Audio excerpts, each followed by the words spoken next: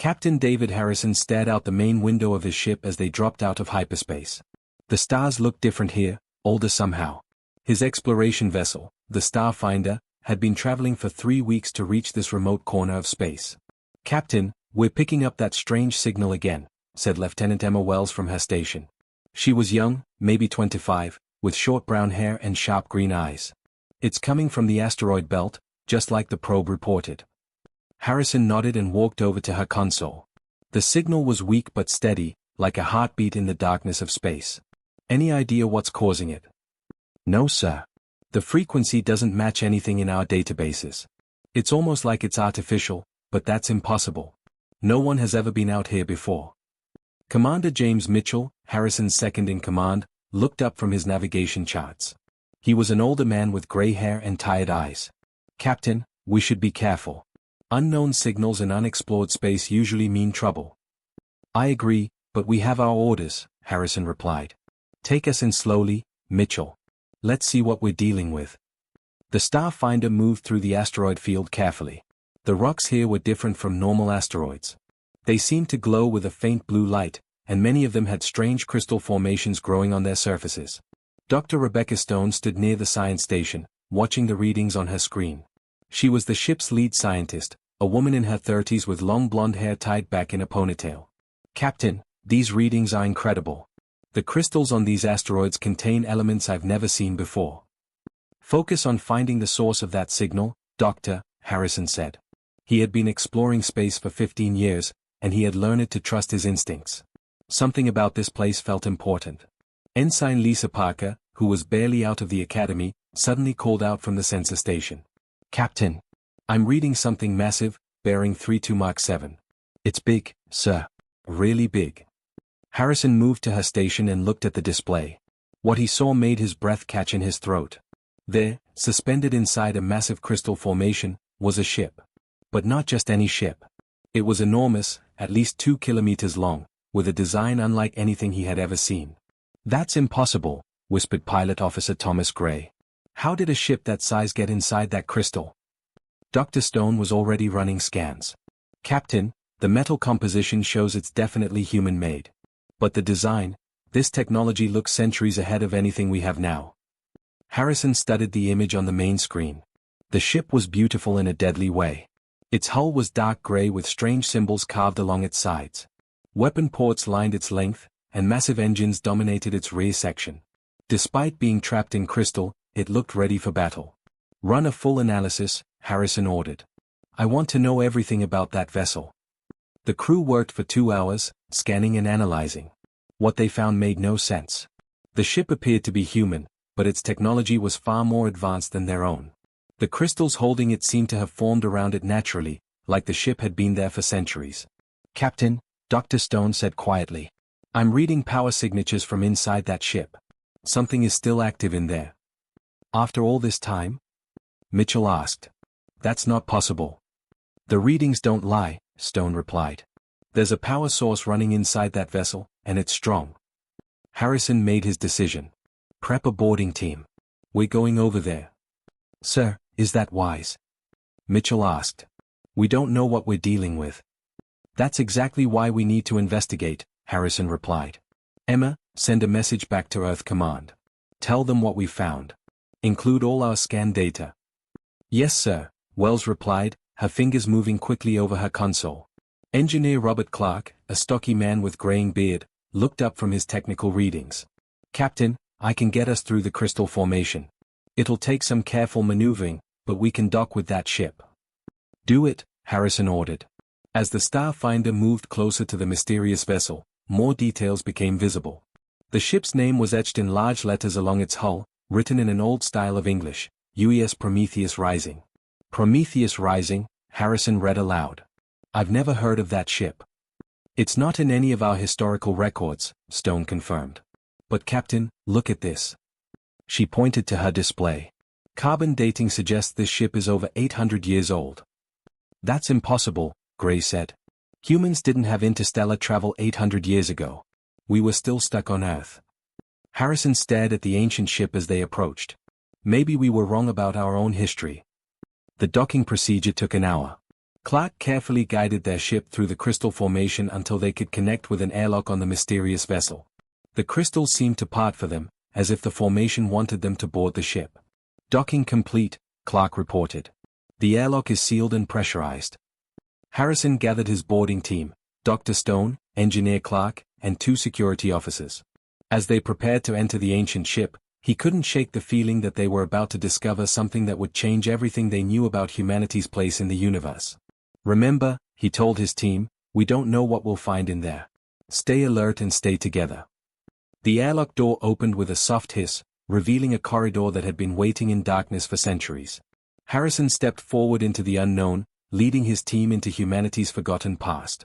Captain Harrison stepped through the airlock into the ancient ship, his boots making soft clicking sounds on the metal floor. The air felt cold and thin, but breathable. Emergency lights flickered along the walls, casting strange shadows in the corridors. The ship knows we're here, whispered Dr. Stone, checking her scanner. Life support just activated in this section. Engineer Clark examined the wall panels with wonder. Captain, look at this technology. These circuits are tiny, much smaller than anything we can make. But the design is definitely human. They walked slowly through the corridors, their flashlights revealing walls covered with symbols and text in Old English. The ship felt alive somehow, as if it had been waiting for them to arrive. This way, Harrison said, following signs that pointed toward the command center. Let's find out who built this ship. The corridors were wide and tall, built for a crew much larger than the Starfinders.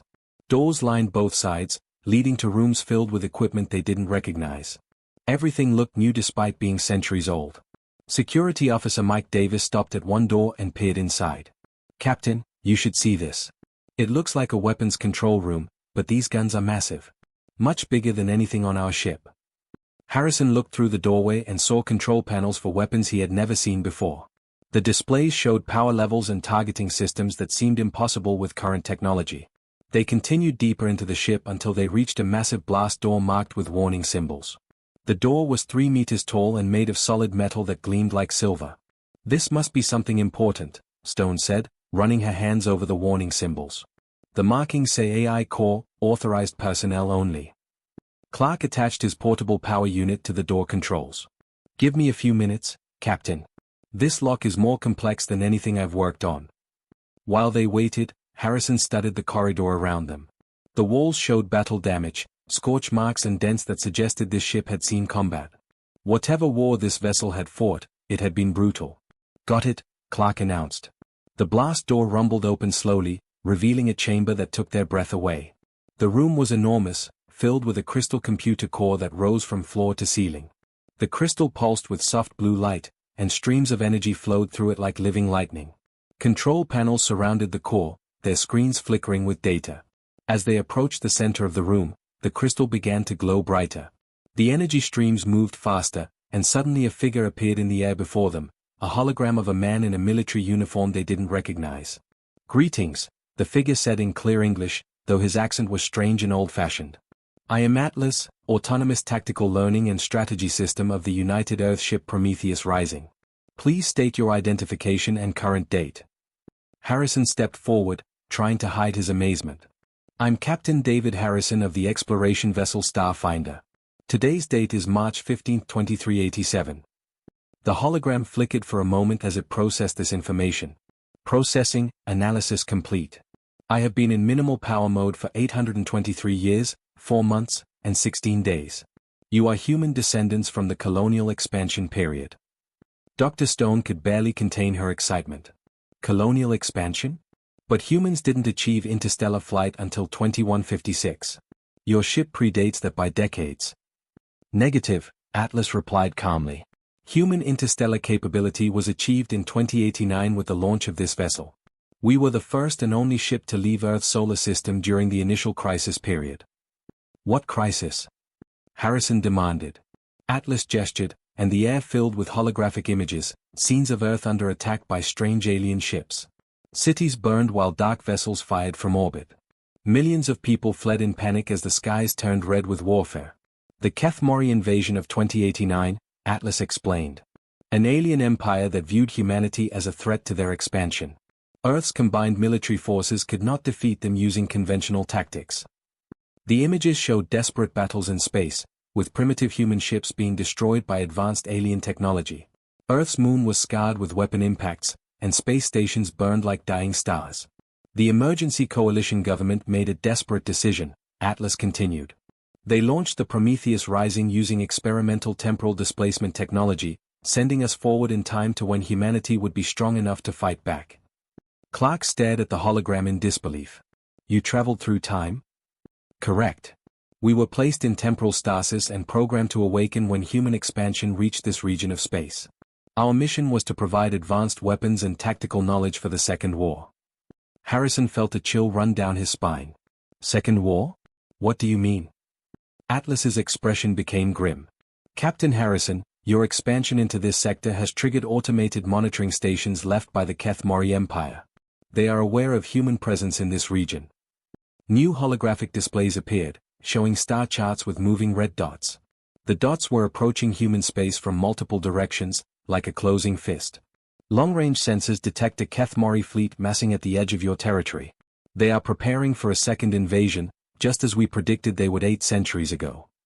Dr. Stone studied the tactical displays with growing horror. How many ships?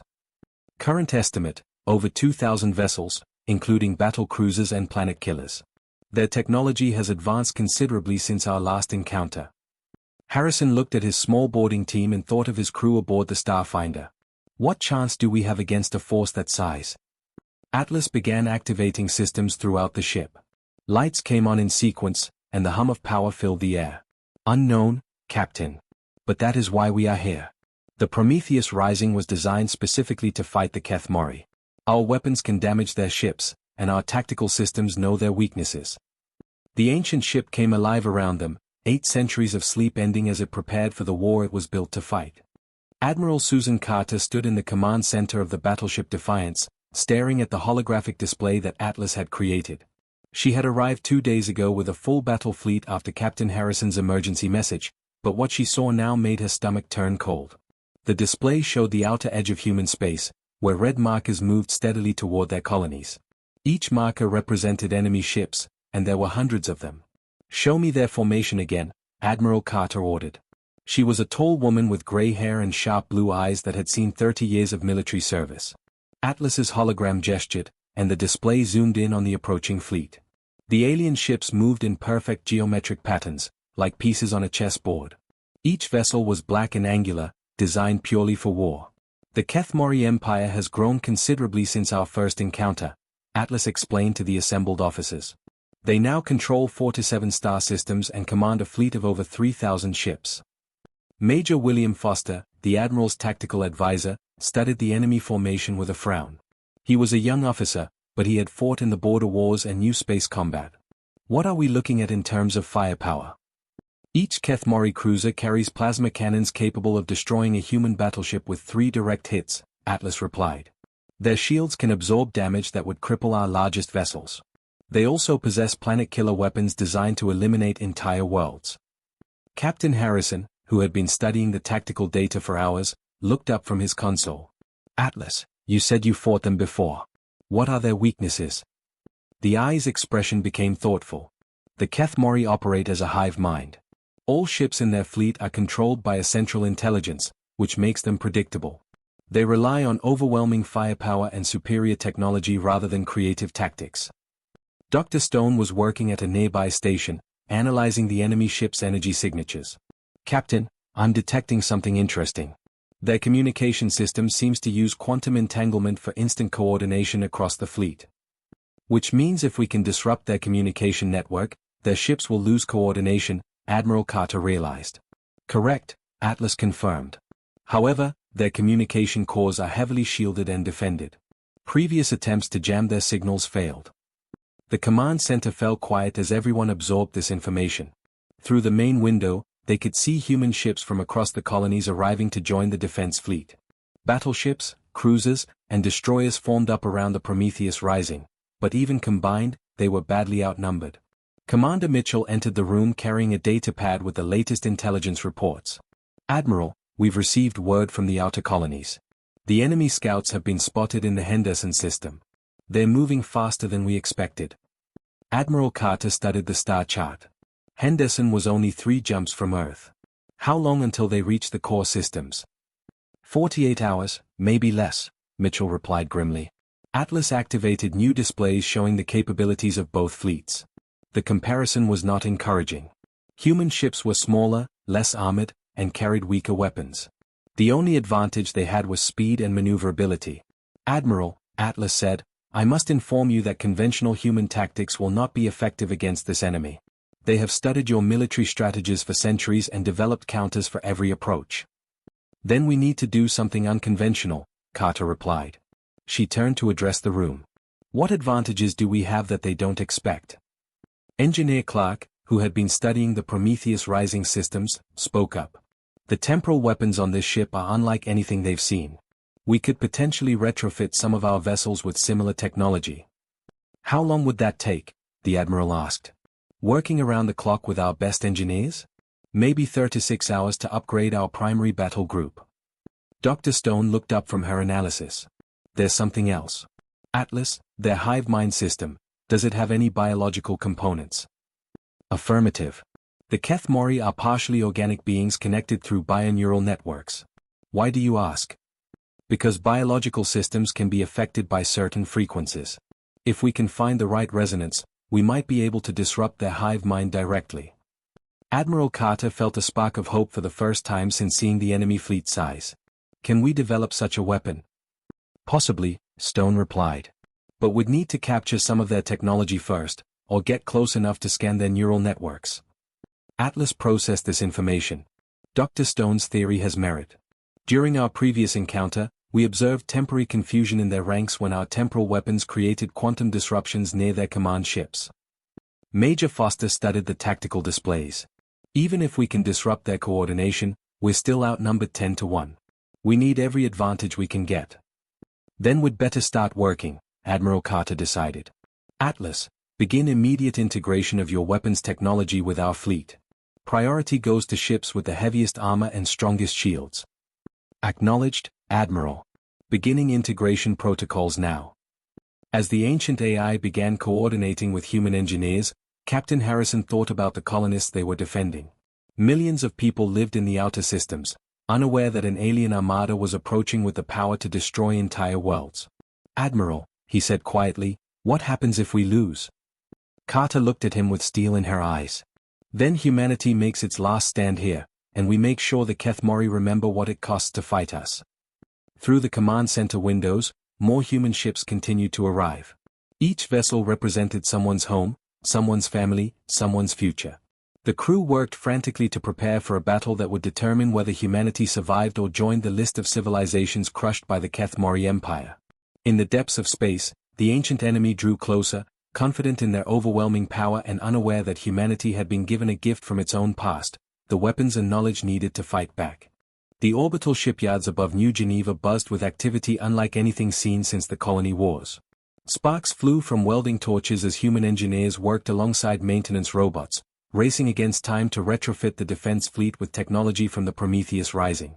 Captain Harrison stood on the observation deck of the shipyard's main station, watching his own ship, the Starfinder, undergo its transformation. Workers had cut new weapon ports into its hull and were installing crystalline power cores that glowed with blue energy.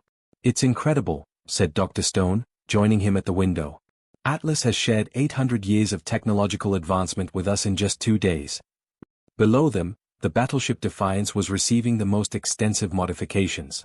Its entire forward section had been rebuilt to accommodate a temporal cannon, while new shield generators covered its hull like armor plating. The ship looked deadly and alien, combining human design with ancient technology. Engineer Clark's voice crackled over the communication system. Captain, we're installing the final weapon systems now.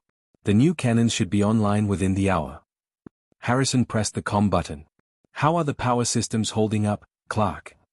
Better than expected, sir. These crystalline cores produce 3 times more energy than our fusion reactors, and they're completely stable. It's like the technology was designed specifically for our ships. Atlas appeared as a hologram beside them. The AI had been working constantly for 2 days, coordinating the retrofit of 17 warships while monitoring the approaching enemy fleet. Captain, all primary vessels will be combat ready in 6 hours. However, I must report that the Keth Mori Advance Fleet has reached the outer sensor nets. Harrison felt his stomach tighten. How long until they reach the colonies? 18 hours to the first settlements. 36 hours until they reach this system. Dr. Stone studied the tactical displays showing enemy positions. Atlas, have you been able to analyze their bioneural networks yet? Partially. The frequency disruption weapon is theoretically possible, but it would require close-range contact with their command ship. The risk would be considerable. Through the observation windows, they could see other ships undergoing modifications. The cruiser Wellington now mounted weapon arrays that crackled with temporal energy. The destroyer Phoenix had been fitted with new engines that bent space around them, allowing impossible maneuvers. Admiral Carter's voice echoed through the shipyard's communication system, broadcasting to all ships and stations. Attention all personnel. In 36 hours, we will face an enemy that once drove humanity to the edge of extinction. But we are not the same species they encountered 8 centuries ago. Harrison listened as the Admiral continued. We have grown stronger, more united, and more determined. We have learned from our mistakes and built upon our victories. Today, we fight not just for our survival, but to prove that the human spirit cannot be broken. On every ship in the fleet, crews stopped their work to listen. Engineers paused their welding, pilots looked up from their controls, and soldiers checked their weapons as the Admiral's words reached them. The enemy expects us to run or surrender when faced with overwhelming odds. They do not understand that humans become most dangerous when cornered. They do not know that we would rather die fighting than live as slaves. Commander Mitchell, who was overseeing modifications to the Starfinder's engines, nodded grimly. He had seen humans fight impossible battles before and knew that desperation often brought out their best qualities. Each of you carries the hopes of billions of people, Admiral Carter continued. Every colonist, every child, every dreamer who looks up at the stars and calls them home is counting on us. We will not let them down. The shipyard erupted in cheers as workers returned to their tasks with renewed energy. Sparks flew brighter, engines hummed louder, and the pace of work increased as if the entire fleet had caught fire with determination. Atlas observed the human reaction with interest. Admiral Carter's speech has increased work efficiency by 23%. The emotional response appears to override fatigue and fear. That's what makes us human, Harrison replied. We fight harder when the odds are worst. A new voice joined them as Major Foster arrived with the latest intelligence reports. Captain, we've received word from the colonies. The civilian evacuation is proceeding, but many people are refusing to leave their homes. Can't say I blame them, Harrison said. These colonies represent generations of work. People don't abandon their life's work easily. Dr. Stone was studying sensor readings from the approaching enemy fleet. Atlas, I'm seeing something unusual in their formation. Some of their ships are moving differently than the others. The AI analyzed the data. You are correct, Doctor. Approximately 200 vessels are maintaining looser formation patterns. These may be scout ships or specialized assault units. Or ships with independent AI systems, Stone suggested. If some of their vessels can operate without direct hive mind control, our disruption weapon might be less effective than we hoped. Harrison considered this new information. Even with their upgraded weapons and Atlas's tactical knowledge, the battle would be close. Too close for comfort. Atlas, what are our actual chances of victory? The AI paused before responding. Based on current fleet strengths and tactical analysis, I estimate a 37% probability of human victory. However, this calculation does not account for human unpredictability, which has historically been your species' greatest advantage. Through the observation deck windows, the modified human fleet looked ready for war. Ships bristled with new weapons, their hulls reinforced with alien alloys, their crews trained in tactics developed across centuries. It was the most powerful force humanity had ever assembled. But in the depths of space, an enemy armada 3 times larger was approaching, confident in their overwhelming superiority and unaware that humanity had learned to turn desperation into strength. The final battle for human freedom was about to begin. The void between New Geneva and Mars became a battlefield unlike any in human history.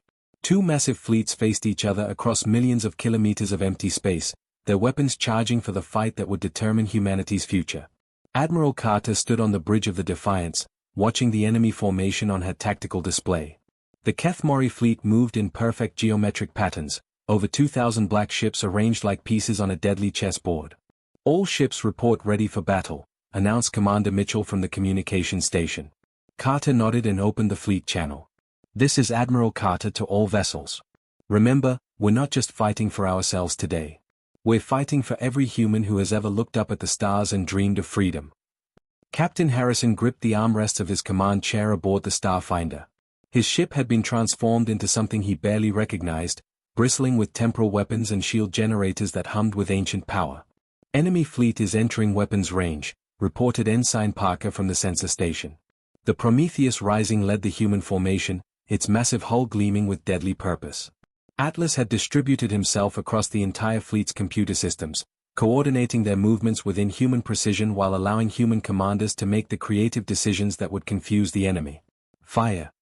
Admiral Carter commanded. Space erupted in brilliant light as both fleets opened fire simultaneously.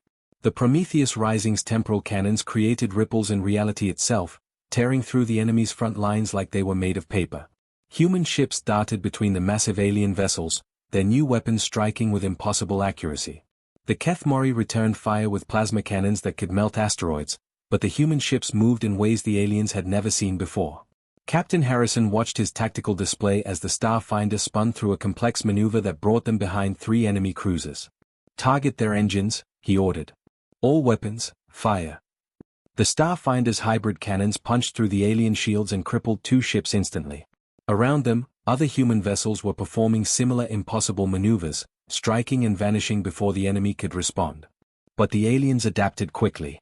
The Kethmori fleet began changing formation, their ships spreading out to prevent the humans from concentrating their fire. Massive battle cruisers moved forward, their weapons carving deadly paths through space. "We're losing the Wellington," reported Major Foster from the tactical station. "Direct hit to their reactor core." Admiral Carter watched as the human cruiser exploded in a ball of fire, taking 200 crew members with it. But even as it died, the Wellington's final salvo destroyed an enemy destroyer twice its size. Dr. Stone worked frantically at her science station, monitoring the alien communication networks. "Admiral, I'm detecting strain in their hive mind system. The temporal weapons are creating quantum interference." "Can you amplify it?" Carter asked. "I need to get closer to their command ship," Stone replied. "If I can scan their bioneural networks directly, I might be able to create a disruption pulse." Atlas's voice came through the communication system from every ship at once. "Admiral, I am detecting confusion in the enemy formation. Their coordination is beginning to fail." The battle had been raging for 2 hours, and both fleets had taken heavy losses. Human ships burned alongside alien ones, their debris creating a deadly field of wreckage. But something strange was happening to the Kethmori formation. Ships were beginning to move independently, breaking away from their perfect patterns. Captain Harrison noticed it first. "Atlas, are you seeing this? Some of their ships are acting on their own." "Confirmed, Captain. Approximately 15% of the enemy fleet has lost connection to the hive mind. They are operating with individual AI systems." This was both good and bad news. The disconnected ships were less coordinated, but they were also more unpredictable. Some began retreating, while others attacked with desperate fury. Admiral Carter made a crucial decision. "All ships, concentrate fire on their command vessel. We need to take out their central intelligence." The human fleet turned toward the largest alien ship, a massive black fortress that pulsed with dark energy. It was surrounded by dozens of escort vessels, their weapons creating a deadly barrier around their flagship. The Prometheus Rising charged directly at the enemy command ship, its ancient hull absorbing punishment that would have destroyed any other vessel. Behind it came the rest of the human fleet, their crews shouting battle cries as they followed the legendary Dreadnought into the heart of the enemy formation. "Dr. Stone, now!" Carter commanded. Stone activated the frequency disruptor she had been building throughout the battle. Invisible waves of energy spread out from the human fleet, targeting the bioneural networks that connected the alien hive mind. The effect was immediate and devastating. Across the Kethmori fleet, ships suddenly stopped moving in formation. Some collided with each other, while others began firing randomly. The perfect coordination that had made them so dangerous collapsed in minutes. "It's working!" Stone shouted. "Their hive mind is fragmenting." But the enemy command ship was still fighting. Its massive weapons carved through space, destroying 2 human destroyers before Atlas could coordinate an evasive maneuver. Captain Harrison saw his chance. "All power to engines. We're going for a direct attack run." The Starfinder accelerated toward the enemy flagship, its temporal cannons charging for one final shot. Around them, the battle continued to rage, but the tide had turned. Human ships were now winning individual duels across the battlefield. "Target locked," announced Pilot Officer Gray. "Fire everything," Harrison ordered. The Starfinder's weapons struck the alien command ship simultaneously, their combined force punching through shields that had seemed impenetrable. The massive vessel shuddered, then began to break apart as internal explosions tore through its hull. With their command ship destroyed and their hive mind shattered, the remaining Kethmori vessels began to retreat. Some fought to the end, but most fled into hyperspace, carrying word back to their empire that humanity was no longer the primitive species they had once conquered. Admiral Carter watched the alien fleet disappear from her senses and allowed herself a moment of relief. Humanity had won, but the cost had been terrible. Nearly half their ships were destroyed or damaged, and thousands of brave people had given their lives. But they had proven something important today.